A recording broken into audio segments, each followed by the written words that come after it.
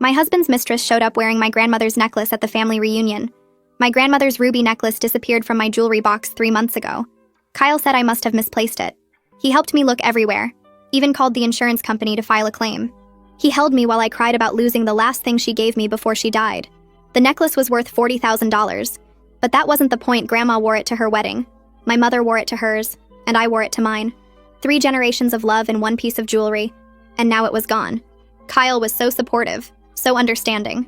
That same week, I noticed other things. His gym bag smelled like perfume I didn't wear. He had charges from restaurants during his supposed work meetings. His phone was suddenly password protected. But the real tell was when his cousin Jake got drunk at a barbecue and almost said something about Kyle's friend. Before Kyle shut him up, I knew then. The necklace didn't disappear. Kyle took it. And I knew exactly who had it now. Her name was Brianna, 23 years old, worked at his company as an intern. I found her Instagram easily enough. There she was, filtered and posed, calling herself a boss babe, and posting motivational quotes about manifesting wealth. No pictures of my necklace, though. She was smarter than that. Or Kyle was. But I knew they'd slip up eventually. People who steal heirlooms always want to show them off. That's the whole point of taking them. So I waited. I hired a private investigator, not for court, just for information. Within 2 weeks, I knew everything. The apartment Kyle rented for her. The trips he claimed were for work. The promises he made about leaving me once his promotion came through. And most importantly, I knew she planned to come to our family reunion. Kyle's family reunion, really. But I'd been going for 8 years. Apparently, Kyle told her it would be their coming out as a couple. He was going to announce our separation and introduce her as his girlfriend. He just hadn't told me about the separation part yet. The reunion was at Kyle's parents' lake house. 60 people would be there. His parents, his 4 siblings, their kids, cousins, aunts, uncles, and the whole extended family. I helped his mother, Diane, plan it every year. This year, I volunteered to handle everything. Diane was thrilled. "You're such a blessing, Haley," she said. "Kyle is lucky to have you." Kyle thought I didn't know anything. The morning of the reunion, he said he had to help set up early. Really? He was picking up Brianna. I arrived right on time, wearing the yellow sundress Kyle's mother bought me last Christmas. I helped Diane in the kitchen, chatted with his sister Lauren about her new baby, and played with his nephews. Normal family stuff. Then Kyle walked in with her. Brianna wore a white dress that cost more than most people's rent, designer heels, and perfect makeup. And around her neck, catching the light like drops of blood, was my grandmother's necklace. The room didn't go silent immediately. Most people didn't notice at first, but Lauren did. She knew that necklace. She was there when I opened the insurance claim. Her eyes went from the necklace to Brianna to me, and her face went white. Kyle was acting like nothing was wrong. Introducing Brianna as his colleague who needed a ride because her car broke down, Brianna played along, smiling sweetly, touching the necklace occasionally like she wanted people to notice it. I waited until everyone was seated for dinner. 60 people around tables on the deck, Kyle's father Bill about to say grace. That's when I stood up.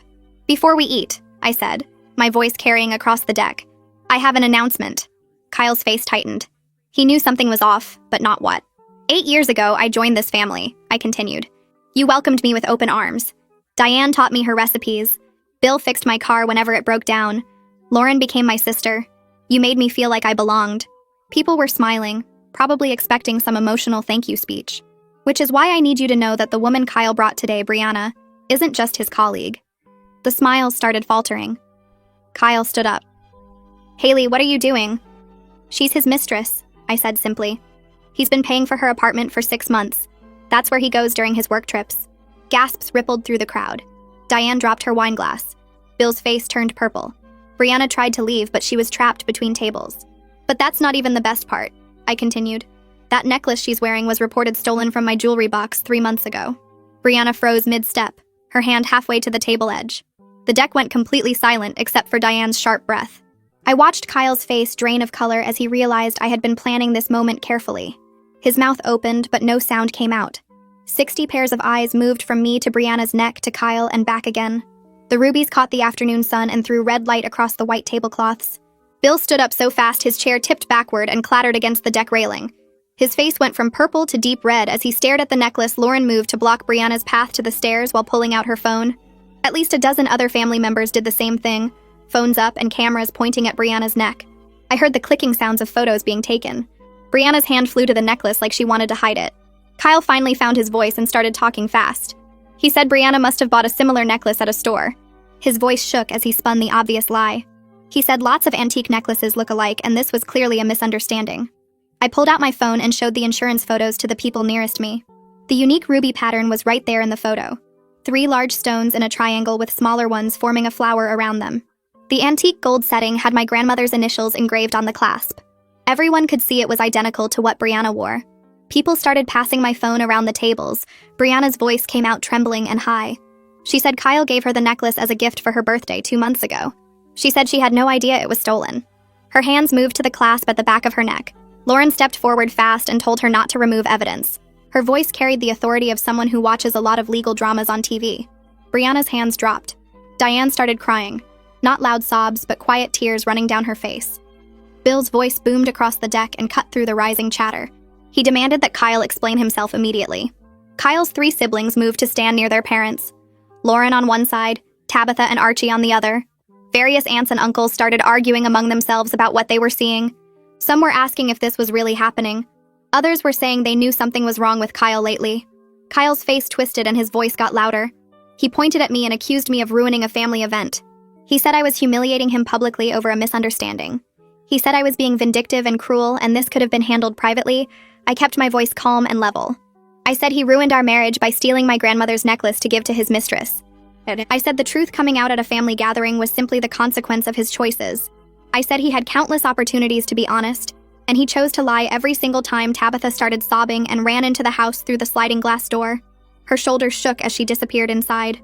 Archie followed her but paused in the doorway to look back at Kyle. The disgust on his face was clear. I realized right then that Kyle's younger siblings were not going to take his side in this. Caroline stood up and announced loudly that she knew something was off about Kyle lately. Her voice carried across the deck. She said she suspected all along that he was acting strange. Several other family members jumped in immediately. Jake mentioned the barbecue incident where Kyle shut him up. An aunt talked about seeing Kyle's car at a restaurant when he claimed to be working late.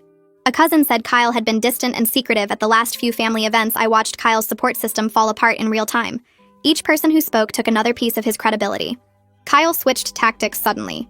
He grabbed Brianna's arm and tried to push through the crowd toward the exit. People moved aside instinctively. Bill stepped directly into his path. His voice dropped to a deadly quiet tone that somehow carried further than his earlier shouting. He told Kyle he was not going anywhere until this got sorted out. I saw genuine fear flash across Kyle's face. Bill was a big man and he blocked the entire walkway. Lauren stepped up next to Brianna and asked her directly how old she was. Her questions were pointed and deliberate.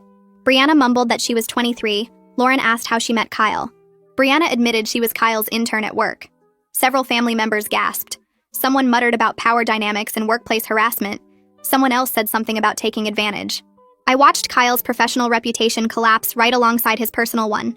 His face had gone from white to red to a grayish color. Sweat beaded on his forehead even though the lake breeze was cool. Brianna started crying harder and saying she wanted to call her parents. Caroline told her she would probably lose her job when this got out. The satisfaction of watching everything unravel was better than I had imagined. I pulled my phone from my purse and walked toward the house, needing some distance from the noise. My hand stayed steady as I dialed the non-emergency police line. The dispatcher answered on the second ring and asked what I needed to report. I explained that I had located stolen property, a necklace worth $40,000 that I reported missing 3 months ago. She asked if I was in immediate danger and I told her no. I was at a family gathering with 60 people present at a lake house. She said an officer would arrive within the hour to document everything and take a report. I thanked her and ended the call. When I walked back onto the deck, the chaos had shifted into something quieter, but more intense. Diane sat in a chair with her face in her hands. Bill stood behind her with one hand on her shoulder. Lauren still had Brianna trapped near the tables while Kyle paced like a caged animal. Diane looked up when I approached and her eyes were red and swollen. She asked me directly if everything I said was true about the affair and the apartment Kyle was paying for. Her voice cracked on the word, apartment.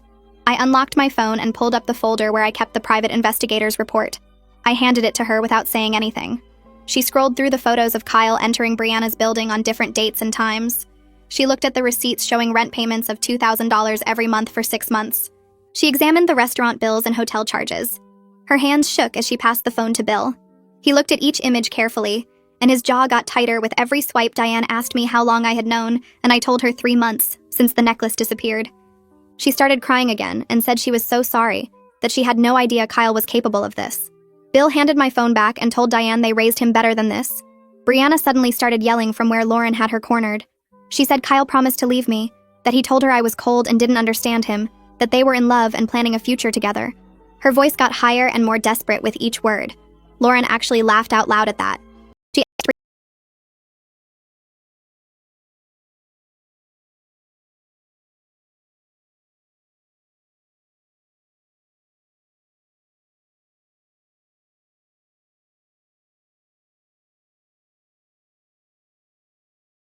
Lauren, but other family members had moved to block all the exits. One of Kyle's uncles stepped forward and demanded to know where Kyle got the money for a second apartment. The uncle's voice boomed across the deck. He said Kyle's salary couldn't cover 2 rents plus all those restaurant bills. I saw my opportunity and spoke up clearly. I said I would be very interested to see our bank records during the divorce proceedings. Kyle's eyes went wide and his face drained of color. I watched panic replace the anger that had been there moments before. He realized I was already thinking several steps ahead legally while he was still trying to control the immediate situation. The uncle kept pressing and asked if Kyle took out loans or credit cards Diane and Bill didn't know about. Kyle opened his mouth, but nothing came out. 2 police cruisers pulled up the long driveway earlier than I expected. The officers got out and walked toward the deck where 60 people stood in obvious tension. Everyone went quiet as the officers approached. I stepped forward and introduced myself as the person who called. I explained calmly that I was reporting recovered stolen property and gestured toward the necklace that Brianna still wore. Lauren had positioned herself right next to Brianna to make sure she couldn't remove it or run. The older officer asked to see my documentation, and I pulled up the insurance claim on my phone. I showed him the photos I took of the necklace before it disappeared, the claim number and the date I filed the report. The younger officer took notes while the older one examined everything. Brianna spoke up and insisted Kyle gave her the necklace as a gift so she shouldn't have to give it back. Her voice trembled, but she tried to sound confident. The younger officer looked at her and explained that you can't legally gift stolen property. He asked her to remove the necklace carefully. Brianna's hands shook as she reached behind her neck to unclasp. He pulled out an evidence bag and sealed the necklace inside. He wrote on the bag with a marker and gave me a receipt. He explained I would be able to retrieve it once they closed their investigation. The older officer turned to Kyle and asked him questions about how he came to possess the necklace. Kyle stammered and said he found it in our house after I reported it missing. The officer asked where specifically he found it. Kyle said in a drawer in the bedroom. The officer asked why he didn't tell me when he found it. Kyle said he wanted to surprise me by having it cleaned first. The officer asked why he gave it to someone else instead of returning it to me. Kyle said Brianna admired it and he let her borrow it. The lies were so obvious that several family members made disgusted noises. The officer asked if I wanted to press charges for theft. I said yes without any hesitation. I looked directly at Kyle like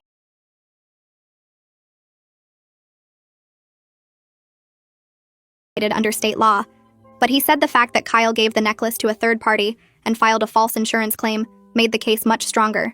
He said those actions showed intent to permanently deprive me of the property. Kyle started to speak, but his voice came out as a croak. The officer said they had enough information for now and would be in touch about next steps. They walked back to their cruisers with my necklace secured in evidence. The moment the police cars disappeared down the driveway, the family erupted into chaos again. Everyone started talking over each other. Aunts and uncles argued about what they just witnessed. Cousins took sides. The younger kids looked confused and scared. Bill's voice cut through all of it. He told Kyle to get off his property immediately. He said Kyle couldn't come back until he was ready to tell the complete truth about everything. Diane didn't say anything to contradict him, even though I could see it was destroying her. Her son was kicked out and she just sat there with tears running down her face. Kyle tried one more time to get Brianna to leave with him. He grabbed her arm and pulled her toward the steps. But Brianna was crying too hard to move. She said she needed to call her parents and figure out what to do. Kyle kept pulling, but she yanked her arm away. Caroline stepped forward and told Brianna loudly that she would probably lose her job when this got out. She said companies don't like intern scandals, and Brianna should start updating her resume. I watched the reality of consequences finally hit Brianna's face. Her whole carefully built life was falling apart in real time, just like mine had been falling apart for months. The difference was I had time to prepare, and she had none. Lauren reached me first, wrapping her arms around me while 2 of Kyle's cousins pressed in close.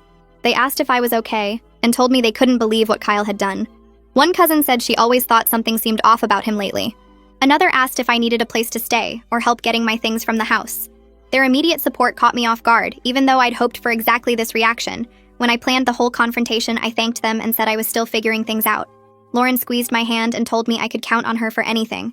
The solidarity felt real and solid, not just polite family obligation.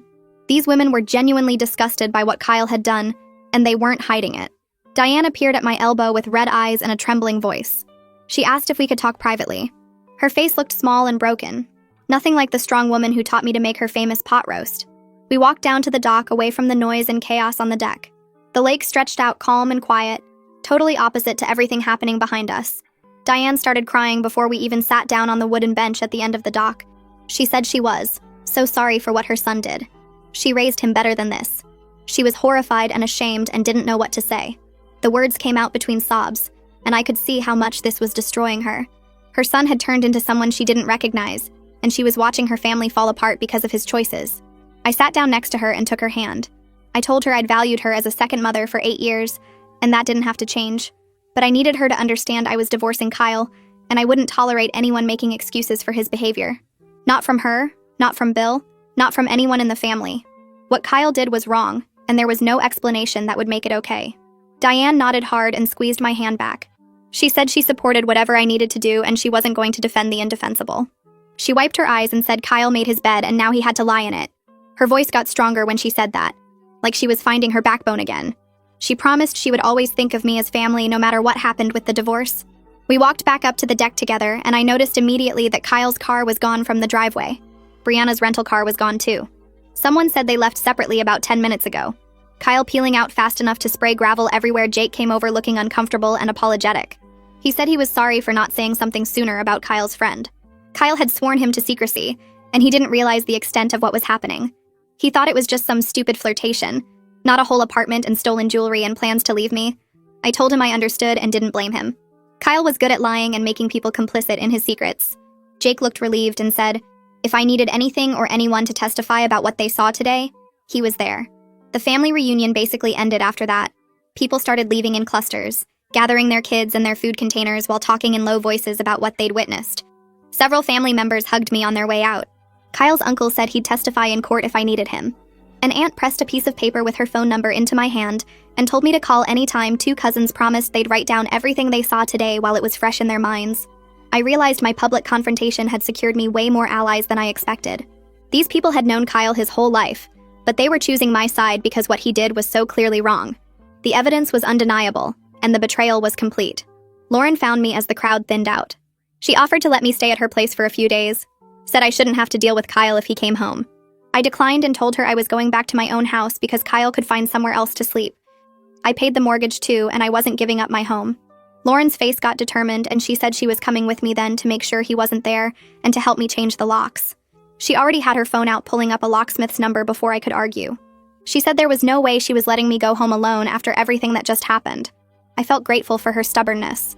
We got to my house 40 minutes later, and Kyle's car was gone from the driveway inside. I could see he'd been there recently. Dresser drawers hung open in the bedroom. Half his clothes were missing from the closet. His toiletries were gone from the bathroom. He'd packed in a hurry, grabbing things randomly without any organization. There was a note on the kitchen counter in his handwriting that just said, "We need to talk."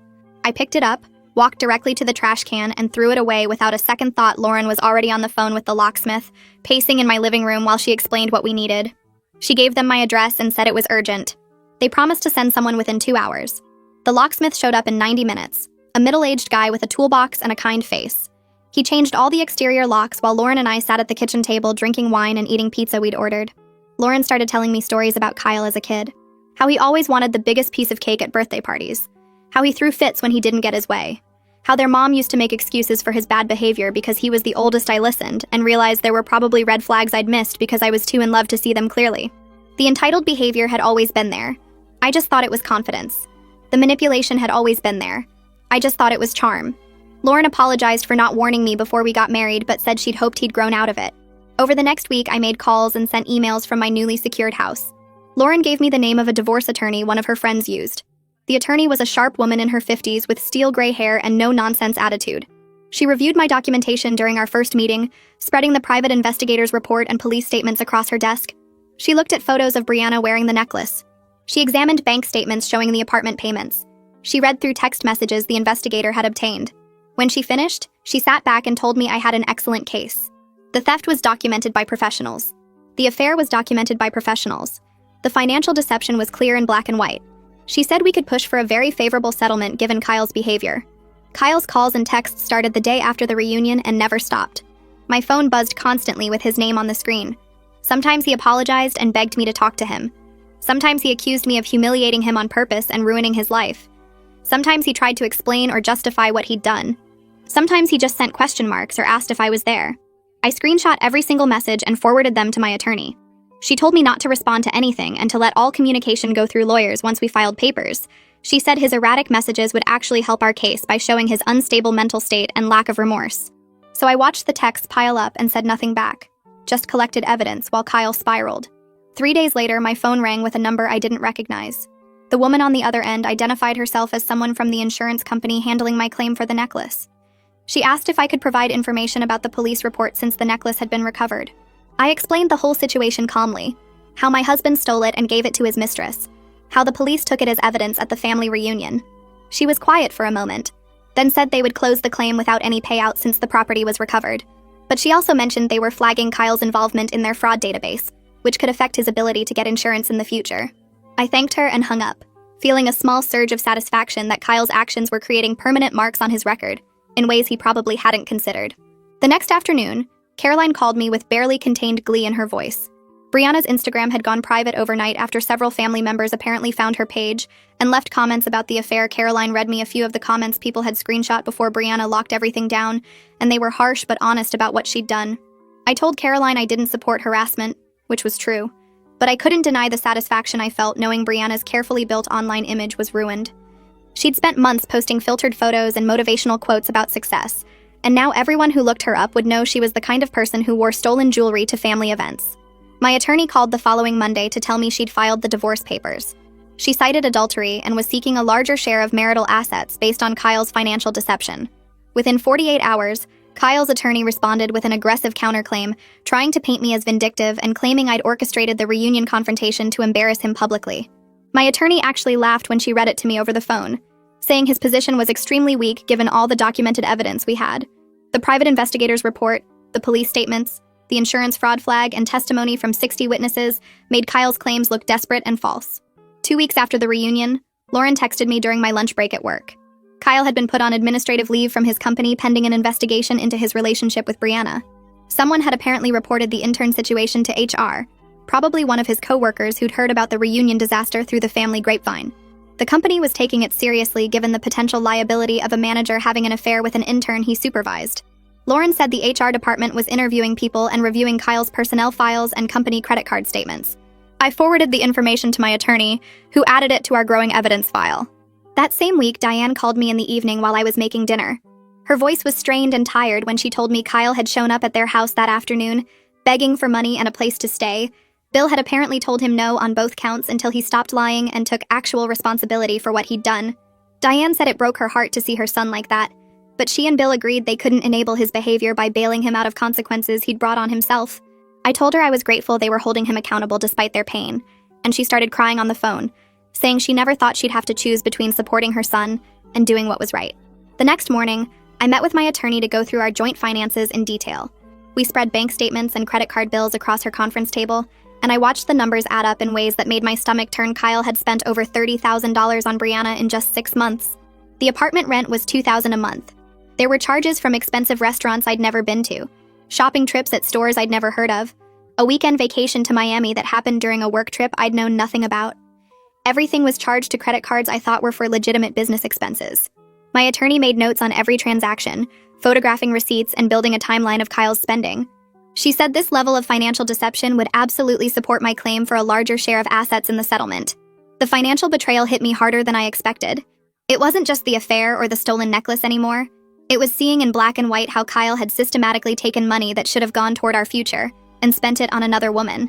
I spent that entire weekend on Lauren's couch, crying and drinking wine while she sat with me. She didn't try to fix anything or tell me it would be okay. She just let me be angry and sad, occasionally refilling my wine glass and handing me tissues. At one point, I told her I felt stupid for not seeing it sooner, and she reminded me that Kyle had been deliberately hiding it, and I wasn't stupid for trusting my husband. I realized how much I needed someone to just witness my grief without trying to make it smaller or more manageable. The following Tuesday, Lauren called with news from the family grapevine. Kyle's company had completed their investigation and terminated him for violating their fraternization policy and creating a hostile work environment. Apparently, the investigation had turned up other complaints from female employees about Kyle's behavior that hadn't been formally reported before. Lauren said Kyle was furious and blaming me for ruining his career, telling family members that none of this would have happened if I hadn't made a scene at the reunion. My attorney added his termination letter to our evidence file when I forwarded her the information.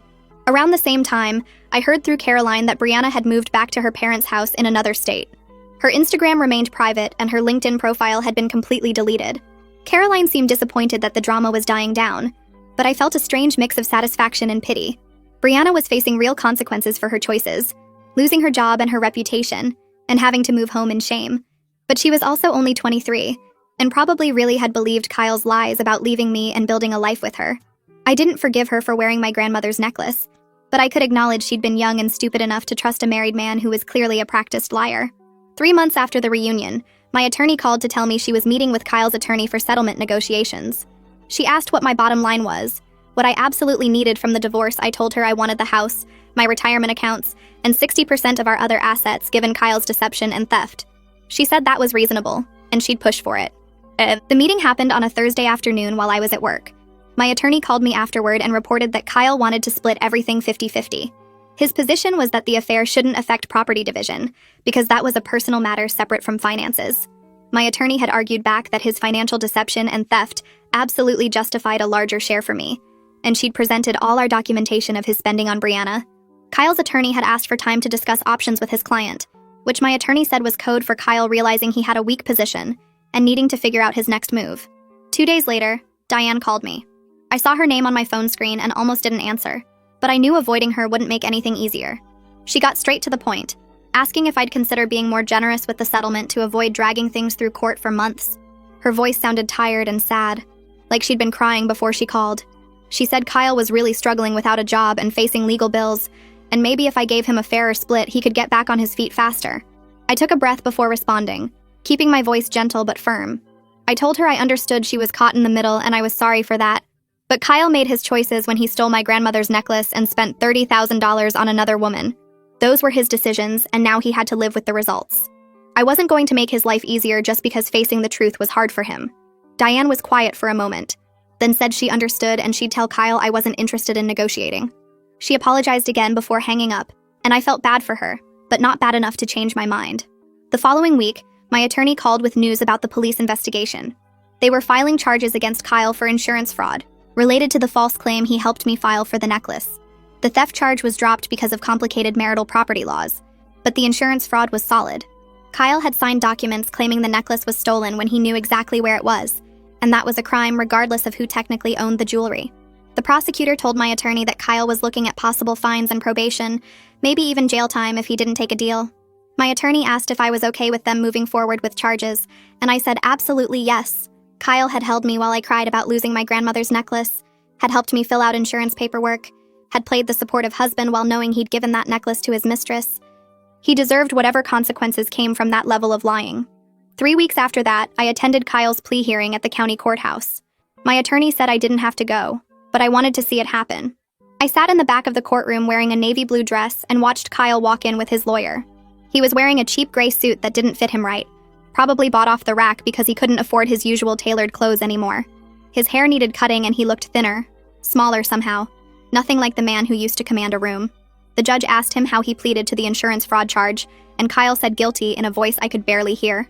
His lawyer had worked out a deal for 2 years, probation, community service, and restitution to the insurance company for their investigation costs.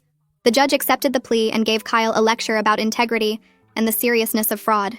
I watched Kyle's shoulders hunch forward as the judge spoke, and I felt nothing but cold satisfaction. This was the man who had searched our house with me, who had called the insurance company himself, who had held me when I cried. Now he was standing in front of a judge accepting responsibility for lying to everyone. My attorney reached out to Kyle's attorney the day after the plea hearing with our final settlement offer. We wanted the house, my retirement accounts, and 60% of all other marital assets based on Kyle's financial misconduct and fraud. Kyle's attorney tried to fight it, sending back a counteroffer for a 50-50 split with some complicated arrangement about the house. My attorney responded with all our documentation of Kyle's spending on Brianna, his fraud conviction, and his termination from work for policy violations. She told me Kyle's attorney went quiet for 2 days before calling back to say Kyle would accept our terms. He probably realized he couldn't afford to keep fighting with no income and mounting legal bills from both the criminal case and the divorce. My attorney drafted the settlement agreement and sent it over for signatures. Kyle signed it without requesting any changes, and just like that, the financial part of the divorce was settled. I got the house I'd helped decorate for 8 years, my retirement savings that Kyle hadn't managed to spend on his mistress, and a significant portion of everything else we'd built together. Lauren called me the same week the settlement was finalized. She said she needed to tell me something about Kyle and the family. Apparently, Archie and Tabitha had completely cut him off, refusing to see him or answer his calls or texts. Archie had told their mom that he couldn't respect a man who treated his wife the way Kyle treated me, and Tabitha said she was embarrassed to be related to him after what happened at the reunion. Lauren said Kyle had tried to show up at Archie's apartment, and Archie wouldn't even open the door, just yelled through it that Kyle should leave. Tabitha had blocked Kyle's number entirely, and told mutual friends not to pass along any messages from him. Lauren sounded almost sad telling me this, like she felt bad for Kyle even though she was on my side. She said their parents were trying to stay neutral, but it was hard when 2 of their kids wanted nothing to do with their oldest brother. I told Lauren I was sorry the family was divided, but I wasn't sorry Kyle was facing social consequences. He'd spent months lying to everyone, and people were allowed to decide they didn't want liars in their lives. Actions had to mean something, or what was the point of anything? 5 months after the reunion, I got a call from the police department saying my grandmother's necklace was released from evidence. The case was closed with Kyle's guilty plea, and I could pick up the necklace anytime during business hours. I drove to the station the next day, my hands shaking a little on the steering wheel. A clerk brought out a plastic evidence bag with the necklace inside, had me sign some forms and handed it over. I carried it to my car before opening the bag, and when I finally held the necklace in my hands, the weight of it hit me hard. 3 generations of women had worn this necklace on their wedding days. My grandmother had clasped it around my mother's neck, and my mother had clasped it around mine. It had survived wars and moves and decades of life, and then Kyle had stolen it to give to a 23-year-old intern. I sat in my car in the police station parking lot and cried for 20 minutes. Not sad tears exactly, just this overwhelming release of everything I'd been holding in the necklace was back. I'd fought for it and won, but it would never feel the same as it did before. I took the necklace to a jeweler the following week to have it cleaned and checked for any damage. The jeweler was an older man with careful hands who examined each ruby under his magnifying glass. He commented on the beautiful workmanship, asking about the history of the piece. I found myself telling him the whole story right there in his shop. How my grandmother wore it at her wedding in 1952. How my mother wore it in 1978. How I wore it in 2015. How my husband stole it and gave it to his mistress. How she wore it to a family reunion. How I exposed them both in front of 60 people. The jeweler listened with his eyebrows getting higher and higher, making appropriate sounds of shock and outrage. When I finished, he said any man who would steal a family heirloom like that wasn't worth the air he breathed. He cleaned the necklace carefully, checking every link and clasp, and refused to charge me for the service. He said it was the least he could do after what I'd been through, and I almost started crying again in his shop. 2 weeks before Thanksgiving, Diane called to invite me to dinner with the family. She made it very clear that Kyle was not invited and wouldn't be there. She said I was still family regardless of the divorce, and she wanted me at their table like always. Her voice was warm but careful, like she was worried I'd say no. I told her I was really touched by the invitation, and I appreciated her making it clear about Kyle, but I needed some space from family gatherings while I healed. Being around everyone would just remind me of the reunion and everything that happened after, and I wasn't ready for that yet. Diane said she understood completely, and the invitation stood for any future holiday when I felt ready. She told me she loved me, and she was proud of how strong I'd been through everything. We talked for a few more minutes about nothing important, and when we hung up, I felt grateful that I hadn't lost her, even though I'd lost her son. The divorce was finalized 6 months after the reunion, on a cold Tuesday morning in February. We met in a conference room at the courthouse with our attorneys and a judge who barely looked at us. The whole thing took maybe 20 minutes. The judge confirmed we'd both signed the settlement agreement, asked if we understood the terms, and declared our marriage dissolved. Kyle sat across the table from me looking tired and angry, his jaw tight and his eyes fixed on the papers in front of him. He never looked at me once during the entire proceeding. When it was time to sign the final papers, my hand was steady. I watched Kyle sign his name in quick, harsh strokes, and then I signed mine in the careful cursive my grandmother had taught me. The judge stamped the papers and said we were officially divorced, and that was it. 8 years of marriage ended in a courthouse conference room on a Tuesday morning. I walked out feeling relieved instead of sad, like I'd finally closed a door that should have been closed months ago. I kept the necklace in my jewelry box for about a week after the divorce was finalized, but every time I looked at it, I felt sick. The rubies that used to remind me of my grandmother's love now reminded me of Kyle's betrayal, of Brianna wearing it at the reunion, of everything that had been stolen from me. I couldn't wear it and I couldn't display it, but I also couldn't sell it or give it away. It was still my grandmother's necklace, still 3 generations of family history, still worth $40,000. I decided to put it in a safety deposit box at my bank, somewhere secure where I wouldn't have to see it every day. The bank officer helped me set up the box and I placed the necklace inside, closing the small metal door with a sense of finality. Maybe someday I'd be ready to take it out again, to wear it or pass it on to someone I loved. But right now it carried too much weight, too much pain mixed in with the love. It was safer locked away where Kyle's betrayal couldn't touch it anymore, where I could decide what it meant to me on my own terms and in my own time. Lauren started texting me a few days after the divorce was final, just checking in at first, then sending funny memes and asking if I wanted to grab coffee. We met at a small cafe near my house the following Tuesday, and she hugged me before we even sat down. She ordered us both lattes, and we talked for 2 hours about everything except Kyle at first. Just normal stuff about her kids and my work and a TV show we both watched. Then she got quiet and said she was glad I was still in her life, that she'd been worried I'd disappear after everything. I told her she wasn't responsible for her brother's choices, and I valued her friendship separate from him. She teared up a little and squeezed my hand across the table. After that, we met every week. Same cafe, same Tuesday morning time slot. We texted almost daily, sending each other photos of our coffee cups or complaining about traffic or sharing random thoughts. It felt genuine in a way my marriage never had, like I could be myself without performing. A month after the divorce, I finally called the therapist number my insurance company gave me. The receptionist scheduled me for the following week, and I almost canceled 3 times before the appointment. The therapist was a woman in her 50s with kind eyes and a calm voice, and she didn't push me to talk about anything I wasn't ready for. Our first session, I mostly cried and apologized for crying, and she handed me tissues and said crying was allowed. Over the next few months, we worked through everything, the betrayal and the lies and my broken ability to trust anyone. She helped me understand that Kyle's actions reflected his character. Not my worth as a person, I knew that intellectually from the start, but she helped me believe it deeper, in the parts of myself that still wondered what I'd done wrong. 8 months after the reunion, I ran into Jake at the grocery store while I was buying vegetables in the produce section.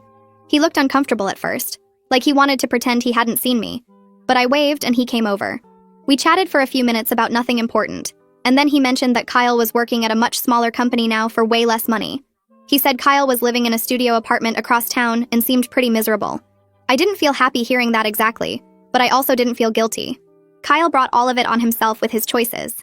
Jake apologized again for not speaking up sooner, and I told him I understood family loyalty made things complicated. Around the same time, I started reaching out to friends I'd lost touch with during my marriage. I called my college roommate who I hadn't talked to in 3 years.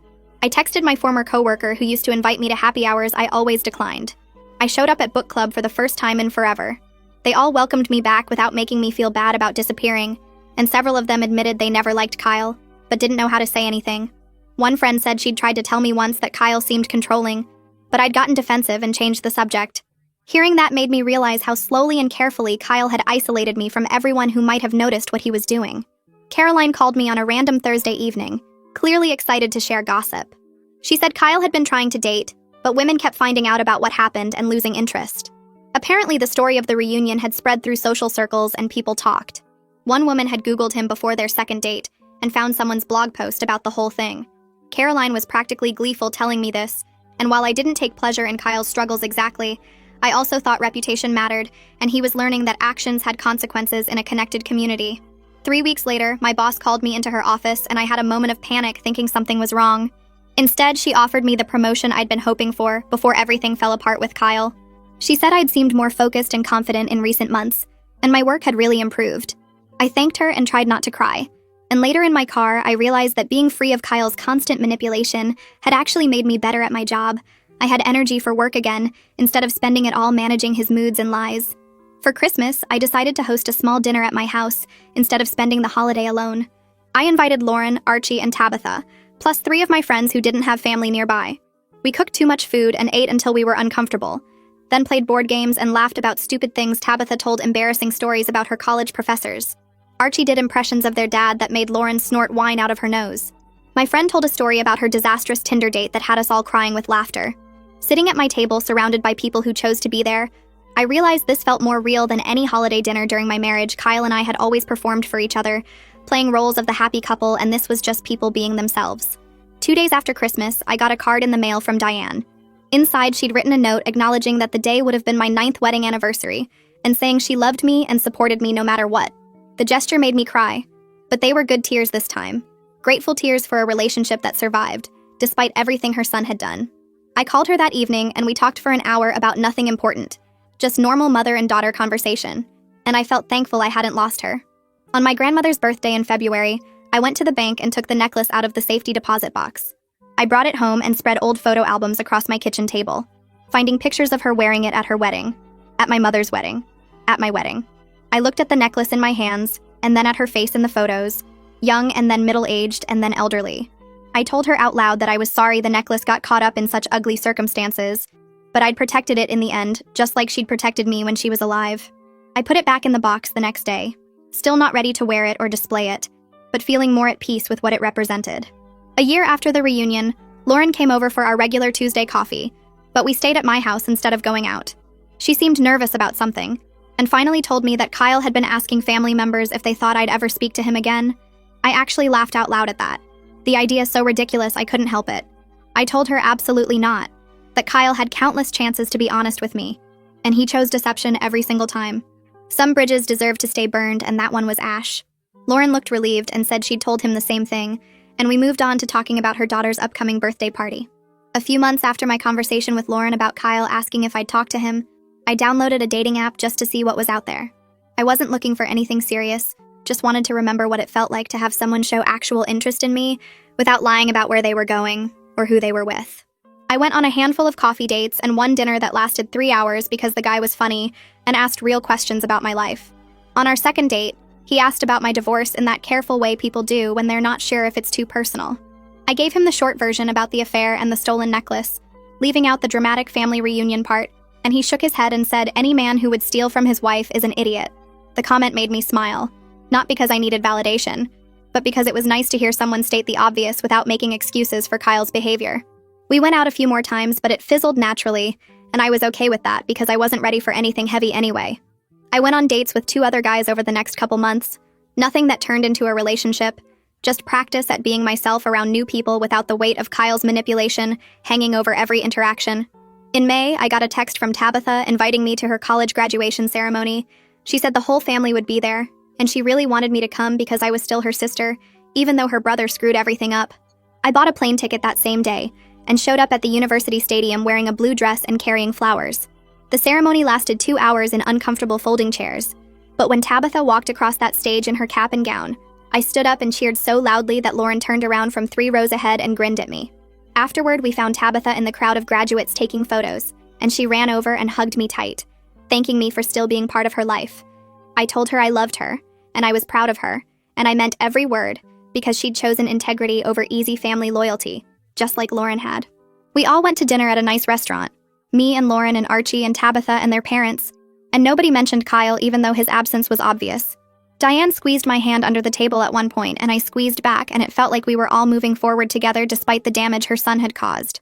On the flight home, I thought about the necklace sitting in its safety deposit box at the bank. I'd been avoiding really dealing with my feelings about it. Just keeping it locked away like that solved the problem. But sitting on that plane at 30,000 feet, I admitted to myself that the necklace would probably never feel the same way it did before Kyle stole it. The physical object was recovered and protected, but the emotional meaning had gotten complicated and messy. My grandmother wore it at her wedding full of hope and love. My mother wore it at hers with the same feelings. I wore it at mine thinking I was starting a life with someone honest and good, and that turned out to be a lie. The necklace witnessed 3 generations of love, but it also witnessed betrayal now, and I couldn't separate those things completely, no matter how much I wanted to. I decided that was okay though, because life is complicated, and things don't always get to stay pure and simple. The necklace's story included Kyle's chapter now, and I had to make peace with that instead of pretending it didn't happen. At my next therapy session, I brought up the necklace and my complicated feelings about its meaning. My therapist asked what I thought I might do with it eventually, whether I'd want to wear it again or pass it to someone else. I said I'd been thinking about maybe giving it to a future daughter or niece someday, creating new positive connections to balance out the negative ones Kyle added. The idea appealed to me because it meant the necklace's story would continue beyond Kyle's betrayal, proving that one person's actions don't get to define a family treasure forever. My therapist said that sounded like a healthy way to reclaim the necklace's meaning without pretending the theft never happened. We talked about how healing doesn't mean erasing the past. It means integrating difficult experiences into your life story without letting them control your future. I left that session feeling lighter, like I'd given myself permission to let the necklace be complicated instead of trying to force it back to what it was before. 3 weeks later, Lauren called with news she'd heard through family channels. Kyle's probation had ended, and he was apparently trying to rebuild his life in a different city about 4 hours away. He'd found a job at some small company and was renting a cheap apartment and basically starting over where nobody knew his history. Lauren asked if I wanted details, but I realized I didn't care about the specifics. I felt nothing when she told me this information. No anger or satisfaction or curiosity. Just complete indifference, like she was telling me about a stranger's life. I told Lauren that was probably the truest sign I'd moved on, when news about Kyle generated zero emotional response. She agreed and said she was glad I'd reached that point because it meant he'd lost his power to affect my emotional state. We changed the subject to planning a weekend trip together, something fun and relaxing just for us. The beach trip happened in June. Just me and Lauren driving 3 hours to a coastal town neither of us had visited before. We rented a small house right on the water and spent 2 days drinking wine, walking on the beach and talking about everything and nothing. She told me stories about her kids and complained about her husband leaving dishes in the sink. Normal, everyday stuff that felt good because it was real. On our last night, we sat on the deck watching the sunset, and she said she was proud of how I'd handled everything with Kyle. I told her I was grateful she'd chosen integrity over blind family loyalty, that she could have taken her brother's side and made everything harder. We raised our wine glasses and toasted to women who support each other, and I felt lucky to have her in my life as a real friend, and not just an in-law obligation. On the 2-year anniversary of the reunion, I took myself out to a nice dinner at a restaurant downtown. I wore the navy dress I'd bought with money from the divorce settlement, the one that cost more than I used to let myself spend on clothes. I ordered the expensive entree and dessert, and didn't feel guilty about it. Sitting there alone at my table, I thought about the woman I was 2 years ago, crying over a missing necklace while her husband comforted her and pretended to help search for it. That woman didn't know she was lied to every single day. That woman was performing a marriage instead of living one. I felt proud of the woman I'd become, someone who refuses to accept lies and who fights for what matters even when it's hard and messy and public. Now I'm building a life that's genuinely mine, not performed for someone else or made smaller to make a man feel bigger. I work hard at my job and get recognized for it. I spend time with people who actually care about me. I make decisions based on what I want, not what someone else needs me to want. The necklace sits in its safety deposit box at the bank, recovered and protected, waiting for whatever comes next. Someday I'll decide what to do with it, whether to wear it again or pass it to someone younger or just keep it safe as a reminder of what I survived. For now, it's enough to know I fought for what mattered and won, that I didn't let Kyle's betrayal destroy something precious just because he tried to. I'm building something real now, and that feels better than any piece of jewelry ever could.